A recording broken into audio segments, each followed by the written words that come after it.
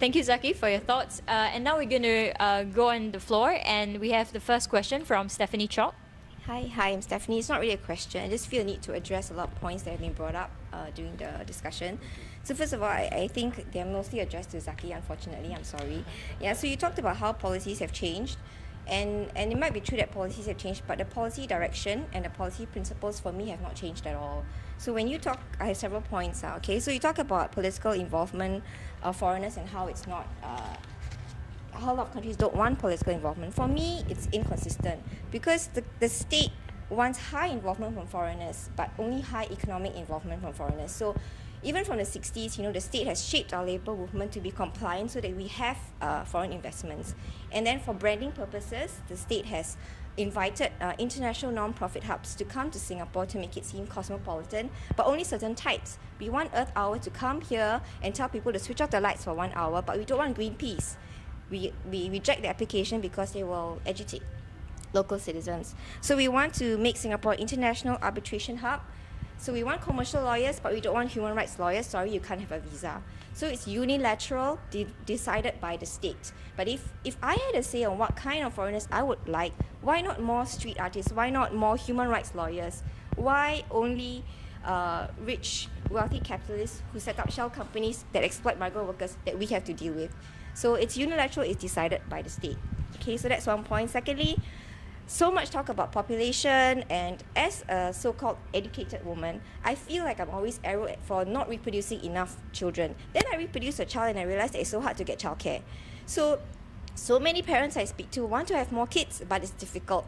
So if you want to deal with making Singapore family friendly, you have to take a holistic approach. Don't just throw a baby bonus, okay? You have to look at the education system, housing policies, healthcare policies, childcare policies, lack of recreational space. Deal with all that and then come and tell us that you have to accept what we say about immigration policies, but don't ignore those and then say that we are to blame for not producing enough children, okay? And the third point, okay, SMEs. Okay, SMEs are like a pawn used by the government. Every time we say implement a minimum wage, we can't because SMEs will be hurt. But then what does the government do? Raise foreign worker levies by $400 or $500 so that SMEs can't expand. SMEs have to move out of the country. So the NEA has raised hawker center store rentals by 100%. I know a woman who had to close her business because of that. So the government is not averse to hurting SMEs. They do it. But then when we make suggestions about how to help them, then that's not possible. So for me, it's the inconsistency, okay? And transparency. I am a PhD student and I've been trying to get statistics, okay, about immigration. The transparency is selective. The government will give out statistics it wants to give out on certain types of population statistics, okay? So if you want statistics on how many workers from which nationality or which income bracket, you can't get those. When they talk about employment, they will say Singaporeans and PRs, not Singaporeans alone. So there's no transparency, as there never was. There's selective transparency. The problem is everything is unilateral, transparency is selective. And for me, the final point, you can't talk about xenophobia without talking about race and without talking about class. Okay, that's it. Next one. Let's get Zaki. Let's get some questions. Because that's not entirely xenophobia. Anyone behind this? I have several questions. Okay, the first one is about the ethnicity. Firstly, a comment. I think it's not a bad thing that we are ethnic conscious. I don't think that we can get rid of ethnicity in Singapore life, because when you come to language, then what language would be the Singaporean language? I don't think we should do away with that. However, I do wish to take a certain issue with the you said that some people won't come here to become minorities, or Malays won't come here to become minorities. That begs two questions. Raises 2 points for me. Firstly, what is then bad about being a minority in Singapore? I mean, then we have to answer that question. There is that difference. Secondly, is that if you look at the immigration statistics, I think the statistics for Indian migrants are like 20%, which shows that there is they don't have any problem being a minority in Singapore. So why is it about being a Malay minority in Singapore, which there is something about being about that? So that's my first point. My second point is that we always get some sort of contradictory impression. I mean, from you, I get a sense that, you know, if we don't have all these migrants, we don't have these foreign laborers, Singapore will die. But I see, when I read the newspapers, I see that Singapore is the highest number of millionaires in world. I mean, how do I reconcile these statistics with what you're saying? I mean, like, are we on the edge or are we booming? So that's something that I don't understand. The third part is, I think Andrew mentioned about where we are heading. I think there is also another question of who we are. I mean, because one of the facts is that, one of the things is that we always sort of other, because we don't know who we are, so we define ourselves against them. So, and I think one of the problem is that we've always been defined as our economic capacities. And we find that other people can fulfill these economic capacities better than us, whether they are richer than us or they're poorer than us, they're better than us. So, a lot of the discourse on what is a Singaporean often falls to national service, which I do not think should be the crux of Singaporean identity. I mean, like, how central should we make national service to our Singaporean identity? Because you know, people always say that, oh yeah, we've done this is the forging of identity, but surely there is more to become being a Singaporean than just national service. Okay, that's thanks. Hi, I'm Shekhar. Well, I disagree with one of the points, like, you know, Singaporeans are not born xenophobic. I guess, like, we all are xenophobic, and it's natural. If you're not xenophobic, is something wrong with us. The moment there's a threat, we need to show our displeasure. We need to show some signs of, like, you know, oh, I'm being threatened, I need to do something about it. So we have to be xenophobic. What the thing is that, like, we don't have to go to extremes, like being neo-Nazis or far right, and we start hitting people, resorting to violence and stuff like that. Well, I just, anybody can answer that question. It's like, if you see the growth model, it's very easy to explain, like, you know, we needed more manpower to maintain certain level of the growth. Now, Singapore being, you know, Singapore has got a finite resources when you talk about the land mass, when you talk about the population and stuff like that. So that model is always going to be a wrong. You can't continue for the next 25 years your growth model solely dependent on immigration. So I feel, I mean, there were points of discussion where, oh, government policy. Who is government? It's all of us. What have we done? Have we done anything about researching, like, about the productivity? Have we done about creating new jobs and employment so that I can hire 10 more fellow Singaporeans? We haven't done. We blame the government, but it's ourselves have to be blamed too. So many things that are happening in Singapore are not defensible. You say bringing in foreigners because of economic reasons. I suspect it is more than that. Economic and political reasons. That explains why you have so many PRC and Northern Indians that come lately to Singapore, so much so that the percentage of the Malay population has gone down to 13.5%. Is this just a coincidence? You may think I'm bashing the PRCs. I'm the curry girl. I had the curry event. So follow Mr. Jufri, right? His name, Mr. Jufri's. Like, I have this to say. I'm not xenophobic, please. I have Indian, Malay, Bangladeshi friends, blah, blah, blah. And, see, basically I'm a Peranakan. I speak Baba Patois and English at home. What I don't like is, it's fine for Singapore to take in a lot of immigrants, blah, blah, blah, but following is, see, Mr. Lee Kuan Yew is also playing the race factor. He is. He says that to top up the Chinese population, blah, blah, blah, fine. But the thing is, why the emphasis on China itself, to make it very fast, this whole topic on xenophobia is like, there's so many immigrants coming here. The thing is, how do I put it? This basically the whole thing is about us and the Chinese. We're not being irrational when we target the Chinese. This is because their cultural norms, their mindset is so different from us. You see, let me expound on this. They come, I've done research on this. Okay, I've got how you say that, friendships and all that. I've come across this PRC people. Actually, it's wrong to call them PRCs. They are Chinese people. Their mindset is like, this is true. Okay, they came from an era of harsh regime. They were 1948. It was a communist regime, right? So 65 to 75. Do you know that during the Cultural Revolution, the etiquette, social graces mindset, everything was wiped out. So what you have is this very brutal mindset, and that when they come here, they clash with us culturally and socially. They're backward, like, in a way. I'm not targeting them because of they're humans, yes, but yeah. But when they come here, they don't gel with us. They come by the hundreds of thousands. And because of that numbers, it is very easy for them not to assimilate or integrate with us. So the government has to come up with more integration programs and not say, hey, you Singaporeans, all of you are xenophobic, always talking about the Chinese, this and that, you know what I mean? And like what Mr. Jufri said, why bring in so many numbers of Chinese? Why not the Malays and the Indonesians from other parts of the archipelago? Yeah, thank you. I don't have, like I said, I can't give you statistics nor the operational details because I don't run the government, I don't run the ministry. Right? You have to ask the Minister for Home Affairs himself or the Prime Minister. So, but what I can say is that as a Singaporean, yes, you know, sometimes even when I handle cases involving whether it's a dispute with a foreigner and so forth, it's not unnatural to feel a bit xenophobic to a certain sense. I go pro-Singapore. I was born here. I don't have some foreign, I don't know, property that I can run to.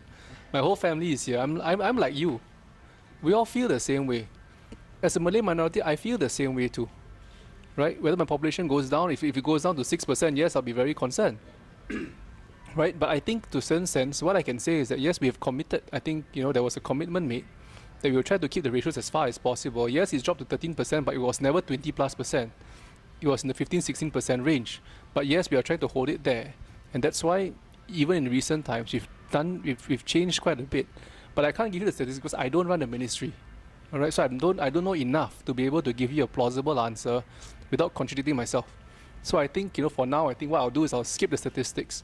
But in essence, I don't think the government is perfect. We've never said we're perfect. But to a certain sense, you know, every government, we do the best we can with the kind of policies that we create. Some of it had unintended consequence, right?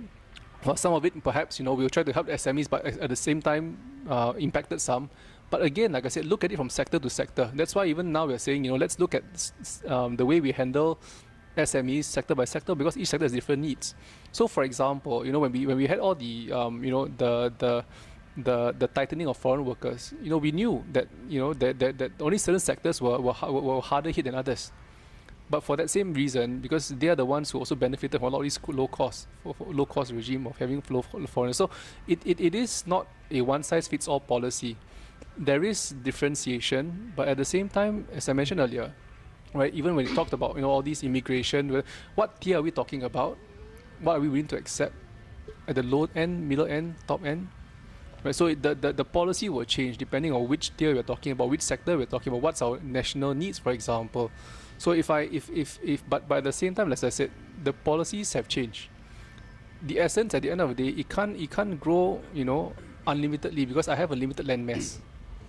I have limited land mass. I can only take X number of population. So we have to seriously think what's the maximum scale we can go to, because the moment even housing starts hitting, you know, the certain million, the prices will shoot out roof because land becomes very scarce. So we can't have that situation happen, and that's why we're taking it very seriously. At the core, is it changing?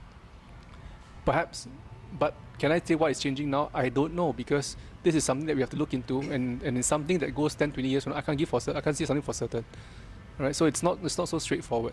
But yes, in my position as MP, we will provide the necessary feedback, you know, and yes, it's and Cik Jufri as well. You know, I know how you feel as a minority. I'm very concerned about this discussion so far because we're still talking in terms of CMIO. I mean, what percentage of M, what percentage of I, and so forth. You know, let's imagine a different Singapore where 1/3 of the people on this island have mixed ancestry. That's our future, honestly.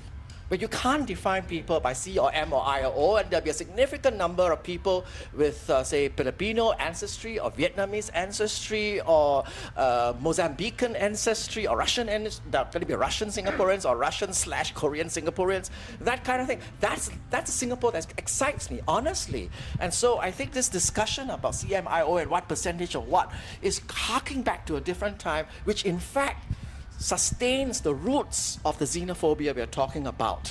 to keep talking in race terms. The other point about Shaker, that Shaker brought up, which I thought was very interesting, was that, come on, let's look to ourselves as well. Let me give you an example that always bugs me. All right, the way Singaporeans do not clear our tables at food courts. The result of that, we need plenty of cleaners. We don't have enough people, so we have to bring in cleaners from abroad. In other countries, people paint their own homes, all right? They paint their own homes, they do their own repairs and plumbing and things like that. But no, not Singaporeans. No, we always have to bring in contractors and workmen and so forth. We don't have enough people doing this job, so again, we bring in some more immigrants to do that. I think, we have to look at ourselves as well. Okay, thank you, Alex. Question from Hema Malini. Yeah, maybe go ahead. Okay. Hi, Malini. Just going to add on to some of the things that we discussed. First of all, yes, we don't clear our plates and our trays and all that, and we don't paint our own houses and all because we don't have time to paint our own houses. We are working like forever. Let's look at the solution. And the solution is like what he had said, Martin. Let's not wish it away. We are all here because there's something that's irking us, something that is not going down so well with us. And there are too many foreigners in our land. Yes, we embrace them. I have been a foreigner in a foreign country for more than a decade, so I know how it feels. We embrace them. We have no issues. I have the place that I live in. I have got 4 neighbors. One is a Malay, one is a Chinese, and 2 of them are Indian expats. I have no qualms with my Malay and Chinese neighbors. We are, hi, hello, how's your day? Hey, Sunday, where are you going? You're going kite flying? Yes, but my Indian neighbors, expat neighbors, are complaining to me because I'm celebrating Christmas and New Year's. There are too many slippers outside. My child can't come out and play. Why do you have to celebrate Christmas? Why do you have to celebrate New Year's? You see, we have lived in a flat environment. The matchbox concept is we're so used to it. We are okay with all that. And with all these Indians, Malay, others, and all that, we are fine. We are what we call Singaporeans. At the end of the day, we are happy to come back home. But these people, when they come in, they don't assimilate with us. They come in with their own ideologies. I have written to the Prime Minister's office saying that we need to have an assimilation program. The Indians have to be told, we have banned chewing gum. Can we ban the prams from the shopping centers, please? Really? So what we are saying here is there is an issue. We just want you to feed back to the government that there is an issue. The Singaporeans at large are not really, really happy about what's happening. Yes, we need the economic development and all, but we need to know what are the measures that's going to be taken by the government to curb this problem, right? Thanks. I totally agree with you. I mean, I've never said no, in a sense that we know that it's a assimilation problem, and that's why, to a certain sense, I'm happy to champion some of these things, because to a certain sense, if you speak to many Singaporeans, the reason why we turn out like this is, it's like 20 years of maturity as a nation. So it is come through 20, 30 years, 40 years plus of maturity as we built the nation. But over the last 20 years, there's a lot of campaigns and, speak good English and so forth. So we end up as such. So to a certain sense, it'll be, courtesy campaign and so forth, right? So we've gone through that, and perhaps we may need measures where, as part of this integration, it's more assimilation than integration, perhaps, in terms of, Singapore norms, what to do, what not to do, for example. I do get a lot of complaints as well in terms of people taking bicycles and totally just riding on the pavement and so forth. So we are aware, but the question then, is that, how do we move it from here? And as Singaporeans, what can we also do to smoothen this process? I totally agree with you on this aspect. I think that there is that need, but yes, it's never just about economic growth now. I mean, as I said, there is a finite amount of land mass that we have, resources that we have. Yes, there was a bit of spurt over the last 3-4 years, as I mentioned, because the world was not doing well, and we needed it for survival's sake rather than anything else. But now, I think now that we're a bit more stable, I think we can afford to look at, and I think that's where NTPD is doing it. As I mentioned earlier on, the measures are there, the intent is there. I mean, we've not really it's not been fully rolled out, but as you can see from the occasional paper and so forth, they are putting forth various scenarios. How it pans out, I'm not sure, but it is something that I think, as Singaporeans, let's get involved and discuss. I mean, I think they're more than happy to engage Singaporeans now that scenarios are put out. These are it. If there are Singaporeans who could potentially come up with other scenarios and say, hey, your scenario 1, 2, 3, 4 is not so feasible. Alex might say, I have a scenario 5 for you. This is how you want to develop the economy, and this is how you balance it. Let's keep it at 5 million, and that's I think we are open to hear, because we are not just the only ones with the ideas. The only ones with the bright sparks. There, more Singaporeans today are more as I can see my esteemed doctors down here, PhDs here, you know, they are well educated as well, and they may have certain ideas that we could adopt, right? We may not be perfect, we may not have full control of all ideas, but yes, great to hear from you. All right. We'll take a question from Kai Kun. I think many people have forgotten that I'm actually a historian by training, because I've always been commenting on Korean pop, you know, YouTube videos and things like that. In fact, I should be going for one of the K-pop groove dance competition later, you know, not as a participant. I'm too old for that, unfortunately. Just to sort of give you a sense of history. From first census in the 1820s of 20 over 1,000 people in the island of Singapore to 1939 of 750 or towards 800,000 people. This is the kind of growth in population of Singapore in general. So you're talking about 100 over years from before it reached about 800,000. That's a very long time. And the whole Peninsular Malaya, or they call British Malaya at that time, the population actually rose ever since Penang was founded. The census were taken to the eve of the Second World War. It was about, from I think about 1 to 5 million people. So, and in the 60s, I mean, in post-colonial Singapore, you're talking about a more moderate increase in just the local population between like 2 to like 400,000 per decade. But in just the past few years, you witness a historic surge, a surge that perhaps is similar in scale in 1949 when people swamped over to Hong Kong and Taiwan, you know. So you're talking about this sort of like infrastructure that has to take the number of people there. And that I think historically Singaporeans, the word xenophobia hasn't been around that much, because the British had problems not with each group fighting each other, but among the Chinese secret societies. The Hokkiens were fighting the Teochews most of the time, you know, and I think that the kind of racial issues were not that significant, you know. I mean, until the Japanese made it worse by playing the race card, which was continued subsequently by nationalists from different angles. So I think in general, I think we have been doing pretty well in terms of the kind of xenophobic indicators, perhaps.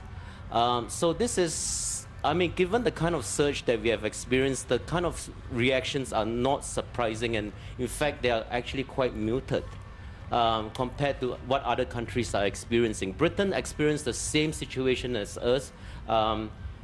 They decide to outsource all their factories to China.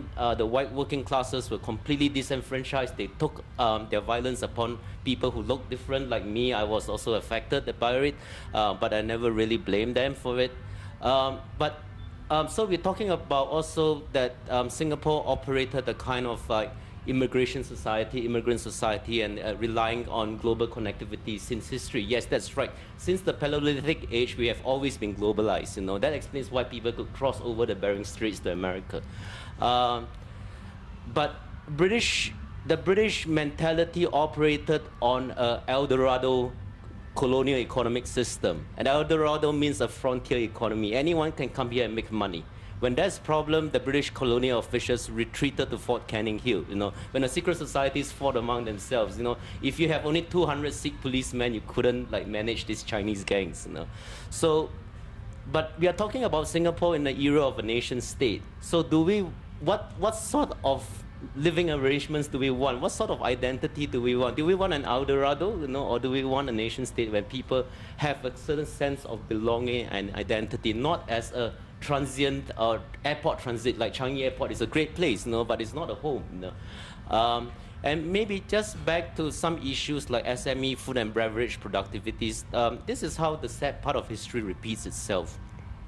The British had 200,000 allied soldiers defending Malaya and Singapore.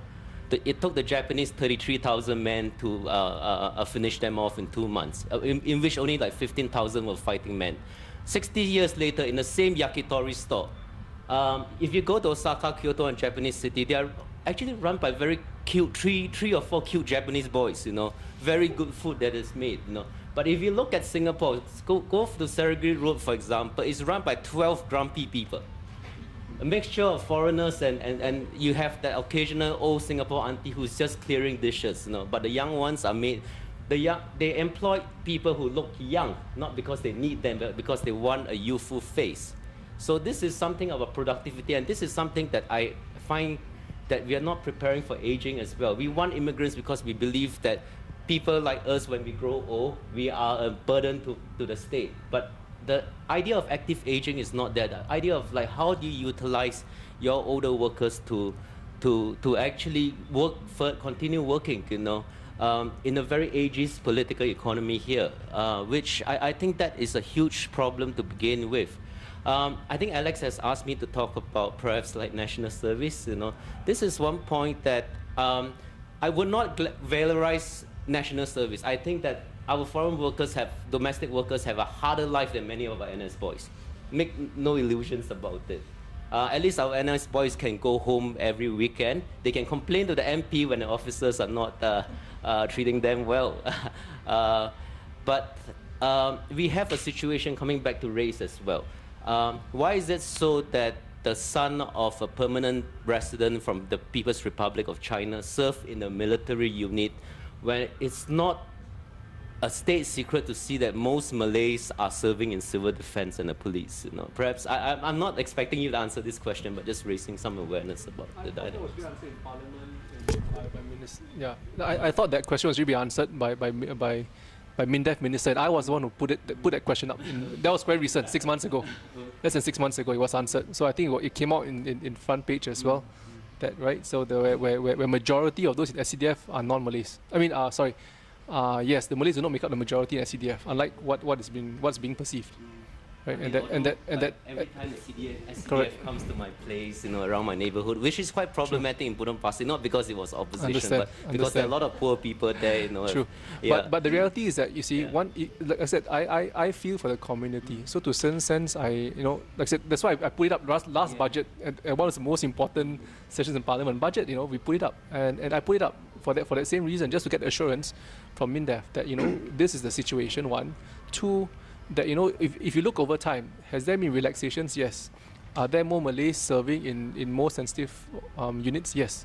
So as long as the trend goes that way, we will reach a point where, you know, there is where we want to be. Right? But the moment it retracts, and that's something I'll be concerned with as well. No, so we watch the trend as well. I don't think that in general, I don't feel that Singaporeans are afraid of that kind of change. You know, it's just that we feel disempowered to influence the country towards a vision of a changing city that we want, you know. So we don't have a stake, I feel. So if we say that we want a slower growth, for example, then we are presented with so many reasons why this is not possible. You know, if I say that I want my child to grow up in a country where there's more green space, I'll be told so many reasons why this is not possible. If I say I want my child to grow up in a country where he can be a tradesperson or a horticulturalist and still earn a decent wage and raise a family, I'll be told so many reasons why this is not possible. Okay, so I'm not afraid of change because I know change is coming. That is what I think scares most parents. We know change is coming, but we feel disempowered to influence that change, you know. And if I have a lot of friends who are not Singaporeans as well. I even know a PR who has done national service but has been consistently denied citizenship in Singapore I suspect because of his nationality, and also because he doesn't earn enough money. So he works in a hospital in Singapore, in a public hospital. He earns less than 1,500 a month. First of all, I think it's a disgrace that he works in a public hospital and earns less than 1,500. Secondly, he has already served national service, but he has frequently been denied citizenship. When he goes, I think the person actually feels sorry for him and kind of hinted, I think it's because your salary is kind of low. Maybe you try again. Even though she kept saying officially, I can't tell you the reason why. So I would really like him to be a citizen. He wants to be a citizen. He served NS. He does a lot of community work, and he's very concerned about civil society in Singapore. But he is a person that our state doesn't allow in. So I'm not concerned about him becoming a citizen and being part of the fabric of a changing face of Singapore. You know, yeah. Okay. Fadli, a quick one. Oh, yeah, Then we're going to go back to the others who okay, haven't asked. Yeah. Two quick points. Number one, Alex was saying that this what we are saying just now was a bit about the old discourse, but it's not that we want to say it's the old discourse. It's the policy. So once the policy of immigration changes from whatever it is now to a more point policy, then we can move on. Then we can. If not, we have to keep on saying this. So that's one point. The second point is I hope people will talk about today is that of profiling.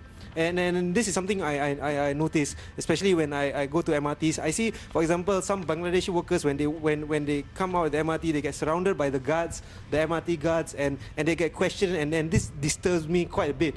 And I think this should be stopped. I mean, and this is xenophobia, and this is it's profiling. So I mean, that is something that I think has not come out today.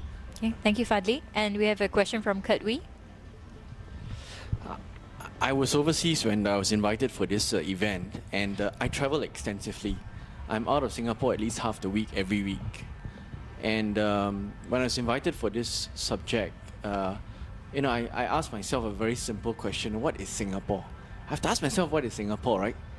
And I came up with a very simple answer. Singapore is nasi lemak, Southeast Asian, multicultural, mix of races, the Singapore Pledge we've been reciting in school days since we're young. And what is so Singaporean that's so simple, right? And I felt that Singaporeans inherently, we're not racist. We've actually gotten along on a multicultural basis very well. And that also partly was fostered by national education and policy. Okay? And if you look at the xenophobic phenomenon that's going on right now, the Chinese Singaporean have problem with the mainland Chinese. The Indian Singaporean have a problem with the foreign Indians. So that's not being racist, right? Absolutely, that's not being racist at all. The Indians are very pissed off that the Indian caste system mentality gets imported into Singapore. So the Chinese are pissed off because you've got this suddenly you got this manners problem, this loud speaking, rude, and they cut queue. When I'm in China, for example, if I'm crossing from Macau to PRC to Zhuhai, and very often you get these guys that cuts the queue, right? You know what I do? I shout at them like I'm a big gangster, because that's the way you have to behave there. You see? So I don't think we're racist, okay? But I think the problem stems from cultural differences. And if you have don't look at it like race, you look at Malay, Chinese as a cultural class. What we did was we imported a new cultural class, but the problem is that we imported it by too big an extent in too short a span of time. Okay? And of course, we have the government policy to blame, of course.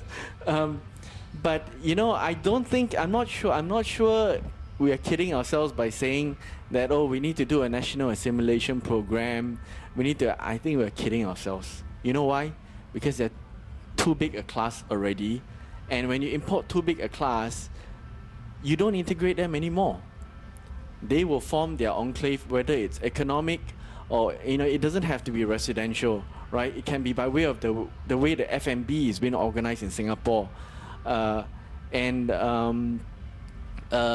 because of that, we may have to think about reset. What do I mean by reset? We reset what is our demographic now.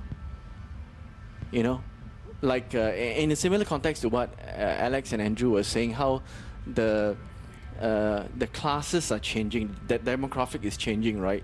Maybe we should just reset that definition and look at what it is now and then move on from there, instead of trying to assimilate. Because when you try to assimilate, you're inadvertently maybe making the problem a bit worse, right? By acknowledging that differences. So I'm not sure about this idea of trying to assimilate.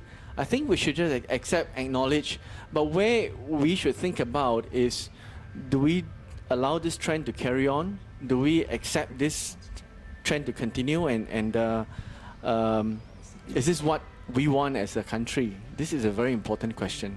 Okay, my name is Ahmad. My question is directly to the bloggers. Like, do you have any ideas in mind how to address these issues of xenophobia? Like, for example, you can have a free hug online, and then you can put it online and stuff like this. Okay, thank you very much. Okay, I'm going to get each and every one of the panelists. Oh, should you have a question? Yes, please. Yeah. Hi, I just have a question I just want to ask the bloggers. What do you think of how our government is also treating our foreigners in the sense that I mean, the government has made the foreigners, they've gone a long way to invite foreigners over. They've given them scholarships and so on. So how do you see this behavior by the government, and what do you think is the impact on how the population sees this whole immigration issue? I mean, it's not just that the gates are open and people are coming in. It's more than that. It's a lot more than that. It's about stretching out and inviting people in. All right, so I'm just going to get one last round of comments from each of the panelists, and you may want to address some of these questions from our audience. Yeah, let me start with Andrew. Your question, I think it was, especially in the last few years, and I'll say very frankly here, even before the general election, it was appalling the way the government, compared foreigners to Singapore, and how our spurs are not stuck to our height, how we must be daft and all that. And I've written about it, and it was appalling for a government to say this about its own people. So I'm glad that has stopped somewhat now. So, but the other point, I think what Kurt was saying about assimilation, this is another problem, because we hear all the time the government, say, please welcome the foreigners, we need them. Then we have the $10 million community integration fund, so that they can assimilate and all that. But what Kurt brought up is exactly the point, you see. You have 2 million of them out of a population of 5.2 million. That's more than 1/3. They don't have to assimilate with us. They can form their own clique, and that's it. We actually have to assimilate with them. Otherwise, they will give us problem. Correct. You can coexist, but like you said, you have all the other problems, cultural and habit and mannerisms and all that, right? And that's what Storm is so popular nowadays, right? They keep putting up stuff like that. So I don't think you can urge people to assimilate when there are so many of them, and you don't talk about the numbers. What are you going to do with the numbers? We need them to prop up the economy and top up our birth rate. Is that it? Is that the only two reasons? So going forward, back to the same question that I asked. Going forward, where are we going? Are we really going forward, or are we going backward? A few points. Kurt, it's interesting that you're saying that the numbers are now so large that there's really nothing we can do, and we just have to carry on. But it's kind of related to what Kai Kun said about the El Dorado model. And if we accept the El Dorado model, that's when we say, okay, everybody come, you be yourself, and you make your fortune in this country. But I think Kai Kun's point was, shouldn't we now be past the El Dorado model? All right, and if so, then no, we just can't have that kind of, everybody come and make your own fortune on this island and be yourself. I think however late it may be, I think there's still some benefit in trying some measures at assimilation. I wish, for example, we had a simple policy would be to say that if you're going to work in the service sector in Singapore, whether as a cashier or as a waiter or as a bus driver, you jolly well attain a certain minimum standard of English to start with. All right, I wish we had that, and I wish we can consider seriously having some minimum standards before integration. before allowing a person to be here in Singapore. Now, I also wouldn't be so blithe and say that, okay, we are not racist after all, because I too made exactly the same observation that Fadli made, that at the MRT stations, there is racial profiling, or let's call it national origin profiling.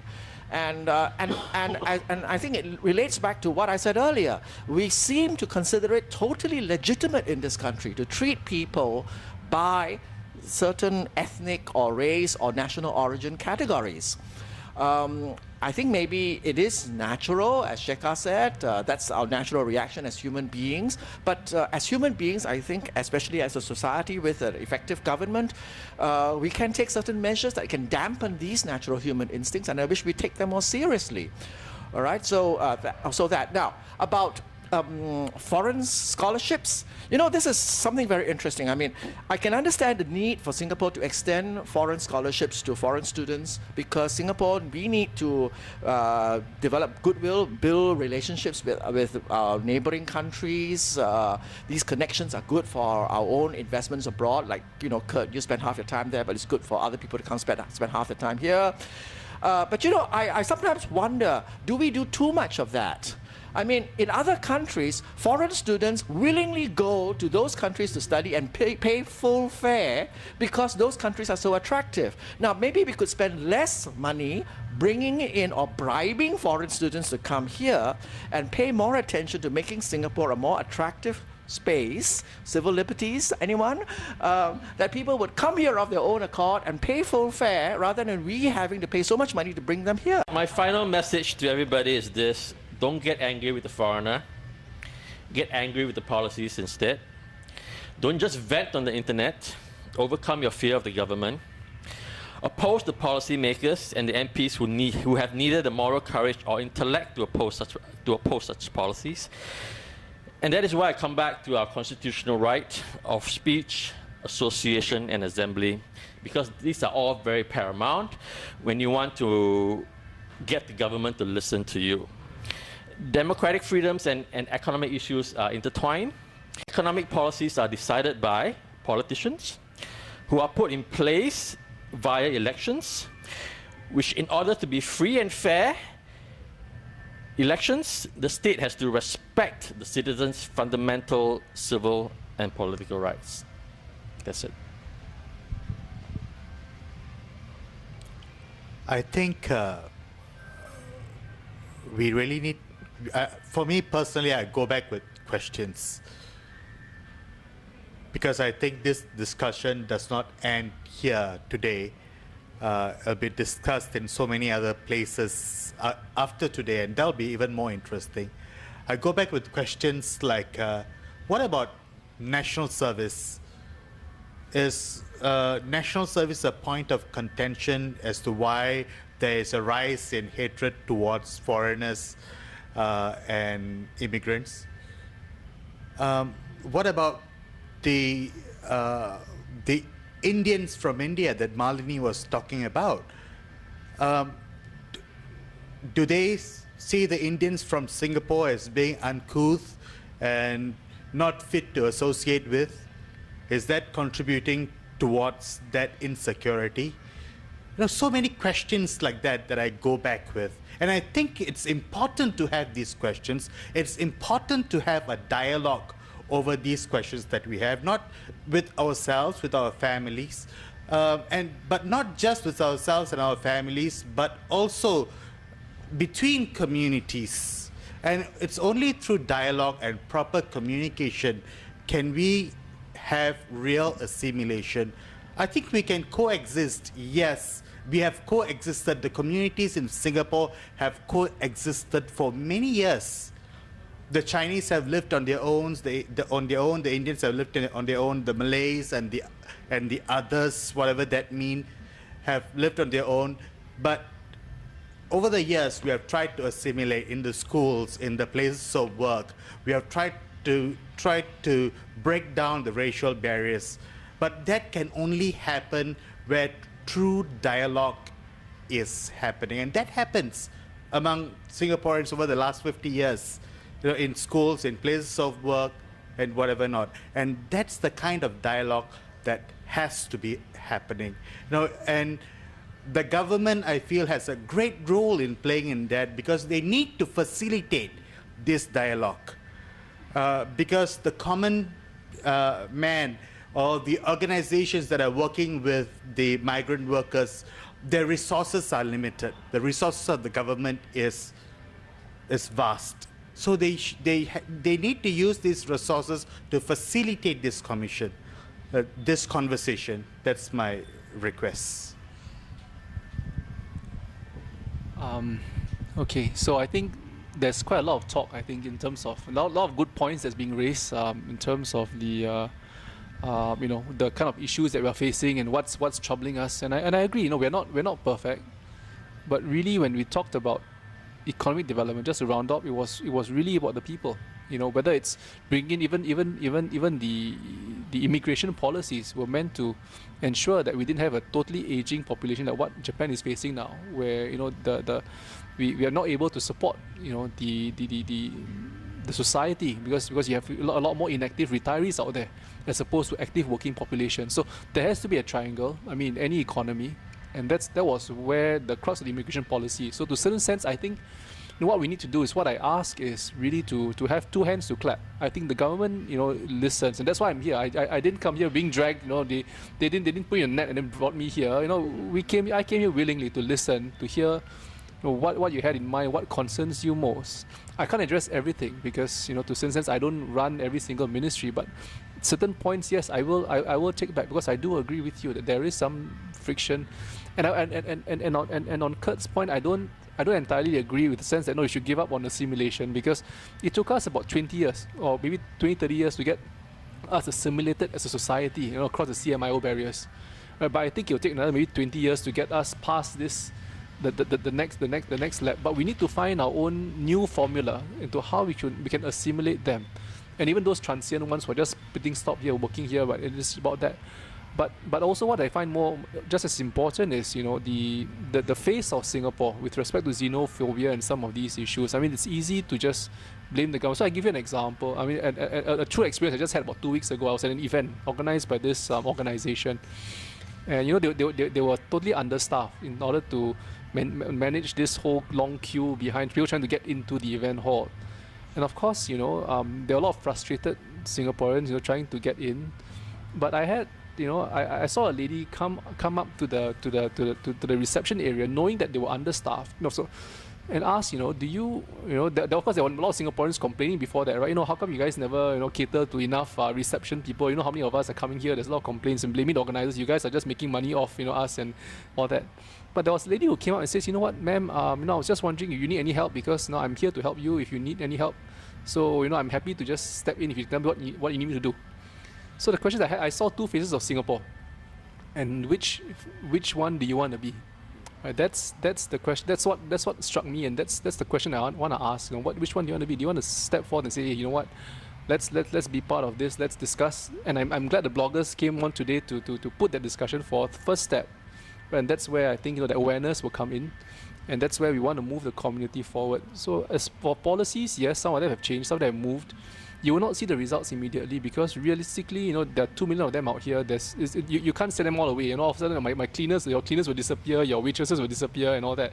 So, but we need time to rebalance some of this and readjust. But I wouldn't give up on the simulation, because at the end of the day, I think we need to build a new face of Singapore. Perhaps, maybe the CMO model my view is still relevant today based on what I see on the ground. But maybe in the next generation or so, it could be one generation away, maybe two, but maybe one generation away, that we all see ourselves differently. So I hope that we both have seen the various facets of Singapore, and we take one that we can be more proactive and work together. Right? Thanks so much. Thank you, Zaki.